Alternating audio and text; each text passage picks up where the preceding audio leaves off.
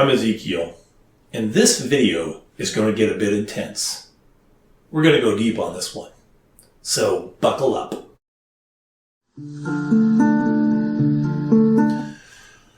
Our fear is the result of a sense of isolation and abandonment, with ourself identified as the cause of that neglect. Founded in the underlying belief that we are ultimately not good enough to be loved, our brain works to convince us that our sense of abandonment is the result of our own inadequacy, while it simultaneously tells us that if we work hard enough, we can overcome that inadequacy. From this place, our fear, anger, disease, malignant attitudes, depression, and hurts are born. We develop complex mental games of projection, self-deprecation, and disease as ways to address our spiritual isolation. In this third-dimensional space-time continuum, we find and define a reality that we can easily explain. A reality where our human brain can link event after event into a cohesive explanation of why we are not enough, and how, if we can control our external circumstances, we can finally prove that we are enough. The trap of the human brain is not its fault. This disagreeable approach is the result of a compromised connection to our truer selves. Why do we leave the brain to solve its lifelong problem? Some have said it's for the purpose of learning. Perhaps it's a tool of the divine discovery. Are we the experiments of the divine, meant to show the nature of the universe through the human experience? I honestly don't know why it is. I do believe that it's not an evil will, nor a punishing and neglectful God that put me here to test me. For me, the separation and transformations of this lifetime have been interesting, eventful, and transcendent in nature. When I look back on my life, I can honestly say, well, I don't know the whole purpose of this life. I know that each transition and transformation I've experienced has taken me closer to the self-realized existence that I desire.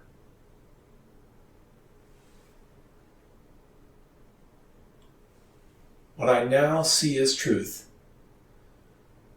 is that grace is inherent and all-encompassing. And all thought of deprecation or diminishment of self, it's false evidence appearing as real. We are each the everlasting source, made into one consciousness manifest. We cannot be defined by simplified identities, nor can we be lumped together with easy categorizations and identified rules of behavior. We are, in fact, the divine manifest here on earth. We are the water that seeds life. We are a wind in the hair of eternity. We are the flights of eagles. We are the beginning, the middle, and the end of all beings. Our physical reality is but a sliver of our true selves, connected by a thread of golden energy to our real self. The transition from fear to grace is not born by toil, belief, or hardship. It does not come with a willingness to learn or grow or achieve a connection. You don't need to fix yourself to be enough. You're enough right now. In coming to the world, we were born into the appearance of a limited existence. We became third-dimensional. We thus limited our connection to our higher selves. And we looked upon the world, this reality, with fresh eyes, full of hope and intent on discovery and mastery.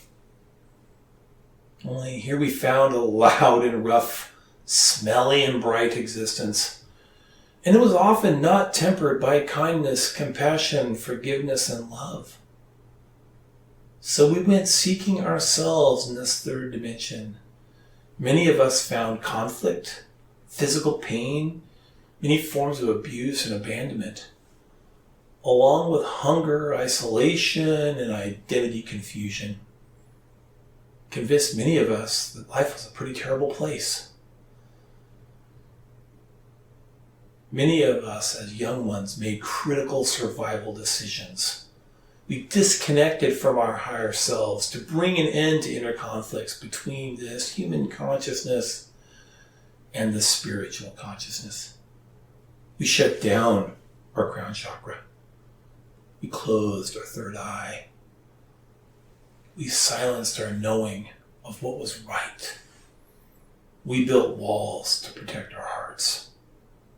We moved down into our lower chakras. We turned family and community into our religion. We made physical reality all that mattered. We placed the actions and words of others as the source of our own knowledge about ourselves. We learned to perform to the simple human identities we were given, and we accepted this reality in place of what our hearts told us was true. Our intent was to fit in, to gain a place in this world where we could strive for joy and success. Our method was sound if all that existed is this third dimension, and we've never felt satisfied. An inner hole remains. And while we may labor under the false belief that the survival is our best option, we all know deep inside something is wrong or missing. In our attempt to fill the gap, we seek people, things, and experiences to fill that vacancy within. We try addictions of many forms. We play out many dramas as either the victim, the hero, or the persecutor. We use relationships to prove we're special. And we often take the loving energy of others to try to fill the hole we feel inside. We justify these shenanigans through comparison, judgment, rationalization, justification, and emotional neglect. We use our worldly skills to obtain, accomplish, and conquer.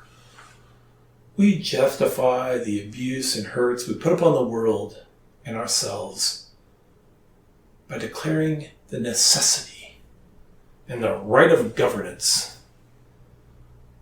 We hunt the world over for the experts, and we advise others on the expertise we believe is necessary for connection and happiness.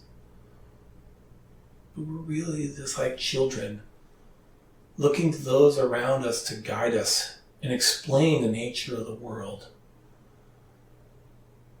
And when we aren't satisfied that the other humans have it right, we take up various conflicts to control them, and in that small way create the circumstances that we hope will finally convince our fearful brain that we are enough.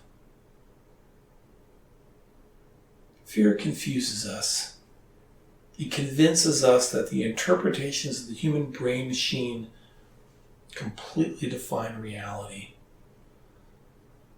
Fear is false evidence appearing as real. What is needed is to awaken to the grace that is inherent in each of us. Awaken by slowly relaxing into compassion, forgiveness, and loving joy. Let go our limited definition of the third dimensional body and allow the connection to our higher selves to be reopened. Listen to the birds. Feel the breeze upon your face. express gratitude for all that is. You're enough. I'm enough. You're enough. And we are the God source manifested each into a single consciousness. Walk in the light and go with my blessing. Thank you.